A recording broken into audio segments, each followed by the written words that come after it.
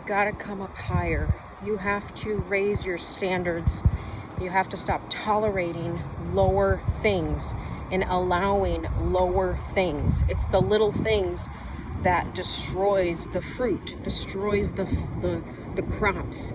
It's those little things that we allow, that we overlook, that we think are not a big deal, that we think, well, it's just a little bit here and a little bit there. Those destroy, they turn into big things. It's like a little bit of rust can rust out a whole car and cause a major, problem. Being aware of those little things before they get out of control is key. And if they already are out of control, make the decision that you first confront it. Like, you have to confront the things first and be honest with it, and then turn. The Bible says turn from your sin. I'm not saying all of these things are sin, but you do something about it. You don't continue walking in it. You confront it, admit it, and then work to change. And if you need help in a certain area, seek it. Swallow your pride and find people or someone to help walk you through. We all need coaches and mentors, because we don't know everything. I need to be coached on specific things because I don't know. And if I spend my time trying to figure it out, I'm going to waste a lot of time when I could really find somebody who's maybe walked that path or has gone through maybe what I'm going through, and say, hey, what's some wisdom that you would give me in this season in my life? And a lot of times it's the elders, it's the older people that'll say, well, the things that I thought were important when I was younger are not that important now. It took me a long time to figure that out. And if you can tap into their wisdom at a younger age, it could just help you tremendously to save time and save money. Because when you're young, you're so arrogant. So full of pride, so full of stubbornness. Well, I know. You're not going to tell me. I remember one time my grandma telling me, she said, we never lived with debt or credit card debt. Well, I had always had credit card debt because of how I was, raised, or what I went through early on. I relied on it. I thought you have to have this to build your credit. Just my personal story. So it became normal to me to always rely on borrowing credit cards. Ever since I was 17 or 18, got my first credit card. That's because I was on my own at a very young age, and I had to get creative on things. So it built into a lifelong habit that really I didn't need, but it just built into normal. And I remember one time she's telling me, that's not normal. I'm like, well, Grandma, times are different. That's how we live. And then now I'm just like, wow, I wish I would have listened to her 20 years ago. So I'll be 42 in a couple months, and by the time I hit about 40 is when I started realizing a lot of these things. It was like I finally woke up right around 39, 40. I finally woke up and was like, okay. And it's taking me years to undo decades of habits. And it is a journey. It's a day in and day out thing. It's laborious. You have to mindfully be focused on it. And I was never someone to watch my penny pinch, I used to call it. You don't want to live frugal. Well, there's a difference. You don't want to have this poverty mindset where you think, oh, well, I can't do anything. You don't want to pull back into the sense that there's not an abundance, because you don't want to start living in fear and lack. So there's a thin line there. But you do want to be aware of where your money is going and say, okay, I just worked X amount of hours for, let's say you get paid $20 an hour. So you're like, I just worked 3 hours, I made $60. I just went to Home Goods and spent $100. We'll do the math, so you have to be really conscious about, is this worth what I just did to get the money for this, and that's how wisdom grows. You have to function in wisdom, not in urges, not in impulse. You function in wisdom, in discernment. Those two things will change your life for the better. They will make you such a more well-rounded, respected individual. So instead of functioning with impulse, urges, we still have desire for things. You don't want to ever get rid of desire, because desire is like the motor. Desire is like the yearning, the want, and you should have those. God built us, designed us to have desire for things, a yearning, a deep desire for a different something. Everything that is alive wants to grow and develop. That's God's plan, is that we grow to our fullest expression that he has for us while we're on this earth, obviously, and do what he has called us to do. So you want to have desire, but not every desire is good, is godly. People have terrible desires, evil desires, wicked desires, things that impulses that they're controlled by, that is controlling them and their life and their decisions and their results and their outcomes. There's a difference. Godly desires, that are coming from the Lord, they're beautiful. They're beautiful things, and he wants to give you the desires of your heart. That's what he says. But acting on impulse all the time is lack of self-control. It's self-indulgence. It usually stems from greed, pride, arrogance. It's the wrong type of desire. You're acting on an impulse in a way that you're not thinking properly, and the impulse is usually like, well, I'm just going to get what I want. It is pride. It stems from pride. You have to watch that, because the prideful you, who's like, well, I'm just going to do it, no one's going to tell me what to do. You might not be actively saying that, but that's your subconscious when you're doing it. Oh, I'm just going to buy this because I want it. Boom. You got to stop yourself. So remember, your higher self and your lower self, there's two of you battling all the time. The lower self is the one that you're trying to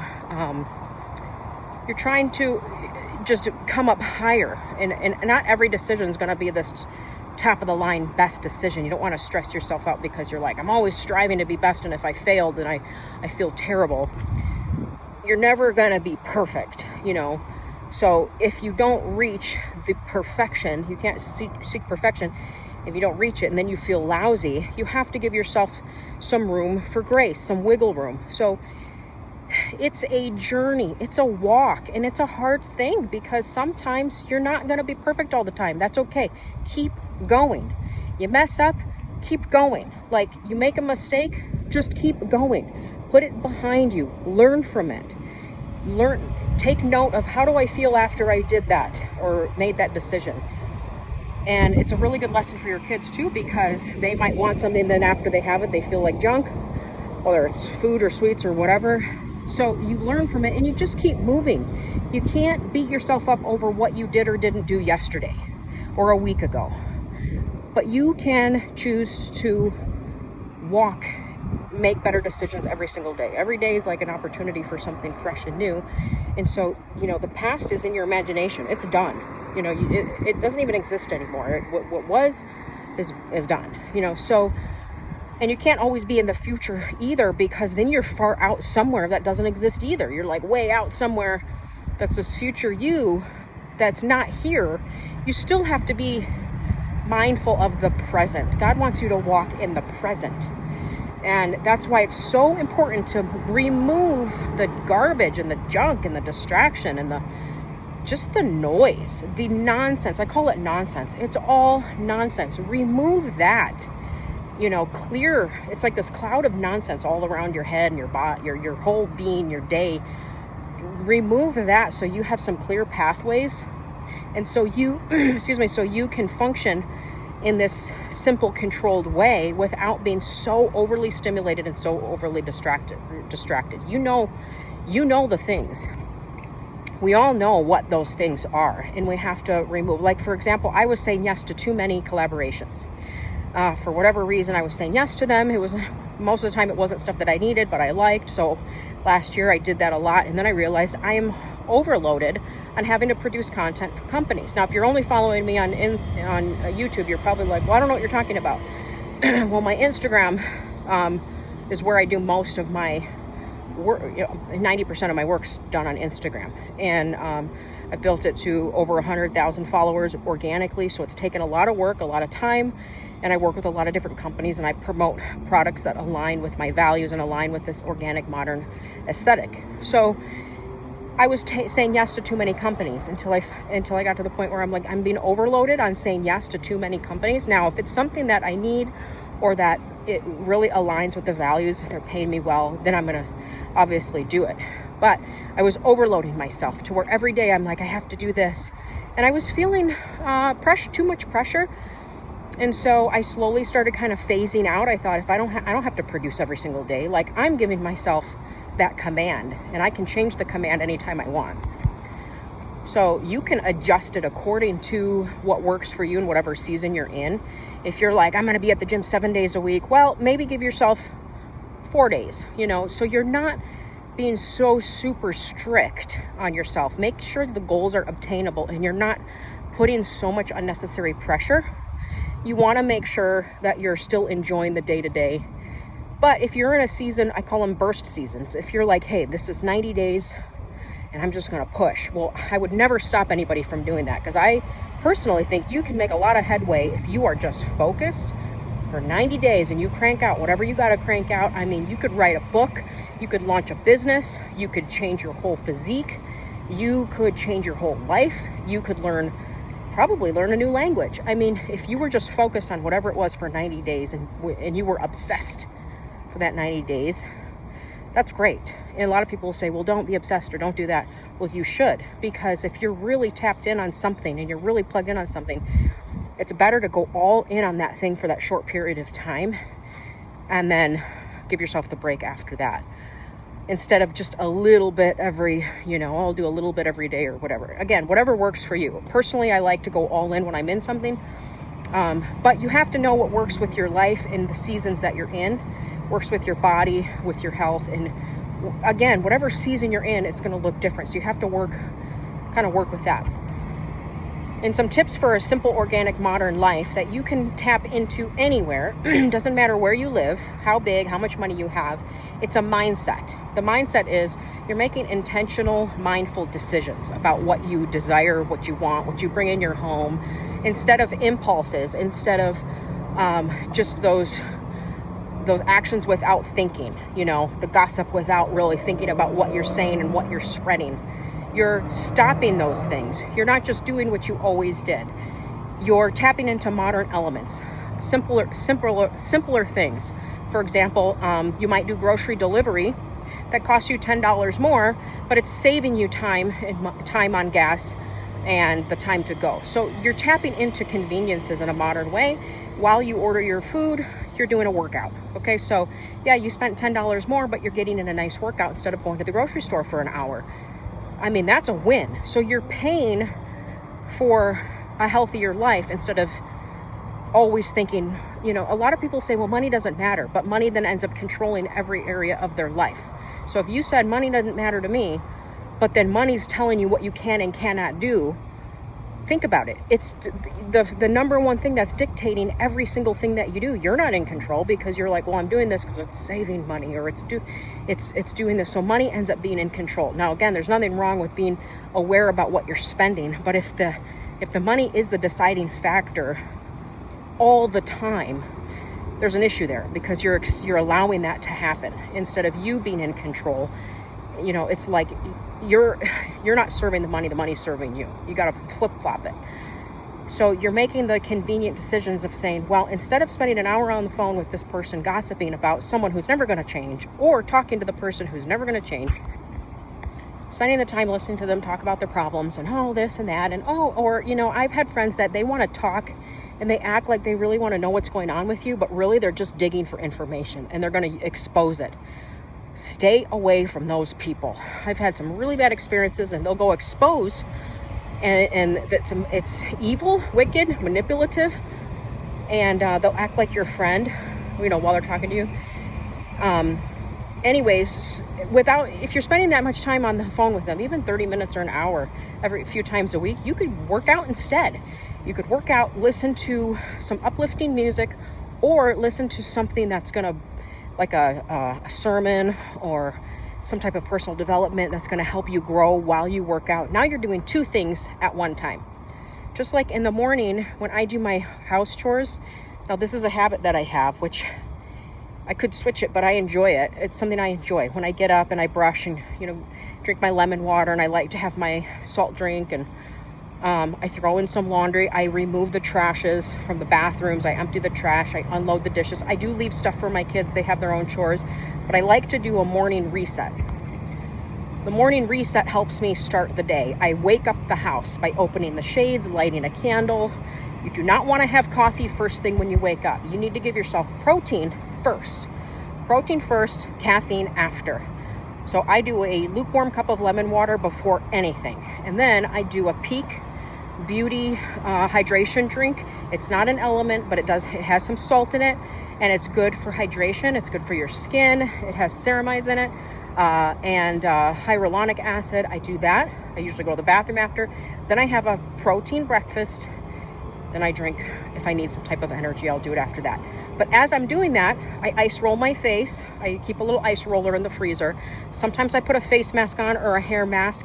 So I'm nourishing as I'm tidying up the house or waking up the house. So you're doing two things instead. Now, what I used to do is somebody would be calling me, or I would be checking my emails. I'd be getting on the phone. I'm on the phone while I'm doing stuff around the house, you know, wasting time. 2 hours goes by. You just talked with whoever. Nothing's getting done. You're not even, you're not changing the person that you're talking to anyways. Like, they are, most of the time, if somebody who's looking to change their life, they're going to seek out the avenues and the people that are going to help change. Like, if these videos are popping up in your algorithm, it probably means you're looking for ways to simplify your life, declutter your life, have more of an elevated life. So they're popping up in a way. I'm not forcing it on anybody. I'm not sending it to people and saying, you must listen to this. Like, whatever. If they don't waste your time on trying to change people. It's just going to waste your time. Let them change when they want to, when they're ready. Now, you can be an inspiration to them by demonstrating with your life, and leave it at that. I'm here for you. I love you. I wish you all the best. When you're ready, or if they're ready, you'll be there. But don't stop your journey and your race just for years of helping someone. You're going to enable them. Another message, I do have some messages about that in my channel history, enabling people and wasting time with the wrong relationships. That's a powerful one, because we can spend a lifetime, wake up one day and be like, well, they're doing the exact same thing, even though I'm all exhausted and beat up and stressed out, and I look 10 years older, all aged, because I spent all this time, you know, in their stressful life. Don't do it. So, organic modern living.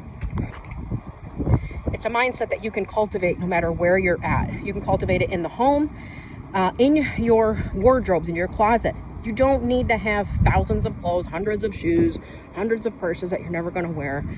You know, visual clutter, even if it's organized, it's still clutter. Visual clutter statistically causes all kinds of problems in our nervous system. Like, seeing it out of the corner of your eye does cause problems. Now, if your kids are little and they're messy, they're playing, that's different. They're playing, they have a playroom or their room's messy. You know, that's life. It's going to be messy sometimes. The kitchen gets messy when you're cooking.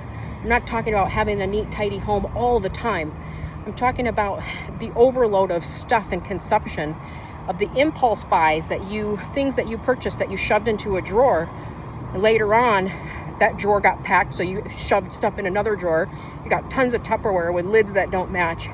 Excuse me. And all of these things that are just, your house becomes a place of storage, and then you become a prisoner in the home.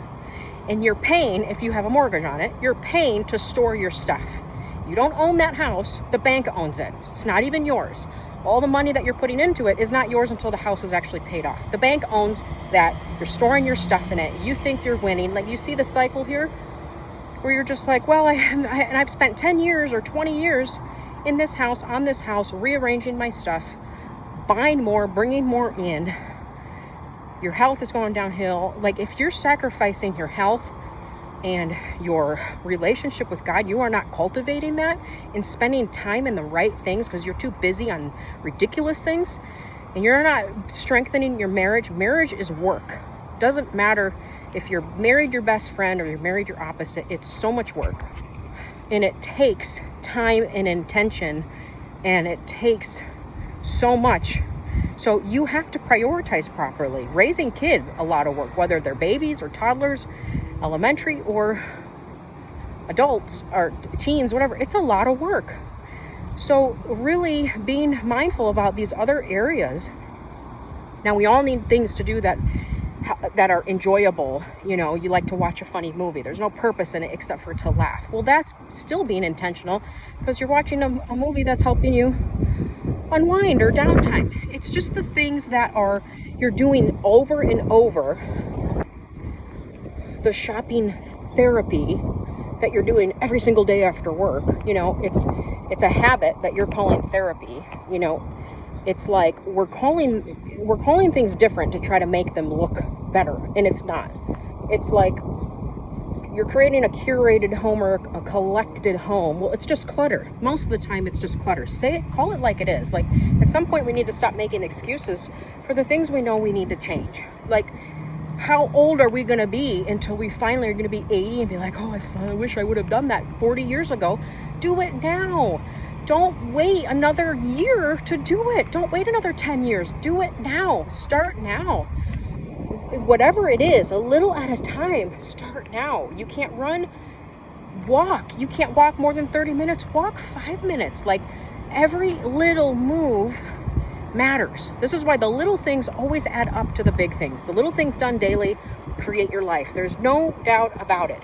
It's not the one big thing that you did one time. It's the little things that you do every day. That builds up who you actually are and what you're doing in life. So, and everybody, people are responding to that. So if you're like, well, people aren't treating me right, well, they're responding to what they see, and they're responding to you. So there's got to be something in you that you're changing if you want a different response in the world. It's like somebody who's negative, they always see negative. Well, they're attracting that. They're responding. It's like a mirror image. So start with your home. Start with getting things in order. Put up boundaries to the people that you know you need to put up boundaries. Come up higher. You know, just because you had a long day doesn't mean you need an alcoholic beverage to destroy your liver and destroy your skin. Yes, I know it might feel good at the time, but it's not. It's destroying your body. I have only had maybe 3 glasses of champagne, and I'm talking like small glasses, in the past 9-10 months. That's it. You feel so much better when you don't drink. It's toxic in your body. You look better, you feel better. And it's an major anti-aging hack. Like, you want to know how to live longer and feel great? Don't drink. Instead, tap into the healthier things, the things that are good for you. Weightlifting is so beneficial for women. It's beneficial for your posture. It's just, you need it. You need muscle. It helps you with dementia. I mean, it helps you with all kinds of diseases and things. Muscle, building muscle, sunshine, sleep, red light therapy. Like, there's so many things. Instead of spending $500 at Home Goods on lead infused vases and vessels, buy a red light and you put it in your bathroom. If anyone wants to know, I have a link and a discount code for one of the best ones. I think it's the best red light. I use it at night. It helps with muscles, it helps with rest. It's so good for your cells, and you just plug it in. You can shower with it in your bathroom, or you could put it by your feet if you have achy feet, achy joints, whatever. So you're spending your money on things that are worth it, that are like so much more beneficial than just junk and toxic chemicals. The air in your house, you might need a good air purifier, because the air in your house is probably filthy if you're bringing in a bunch of toxic things. I'm not trying to overload you on, it could be overwhelming. If this is your first video, you're probably overwhelmed, but just stick with me. Every little move matters. Every little change matters. Being aware and conscious about what you're buying, what you're wearing, what you're consuming is a big step. So organic modern living is such a beautiful, simple lifestyle that embodies just a healthy, simple life. No matter where you live or how old you are, you can obtain this. It's a beautiful way to live. So keep tuning in, and if there's something that you specifically would like to hear, let me know in the comments, and we could talk about it on our next walk and talk.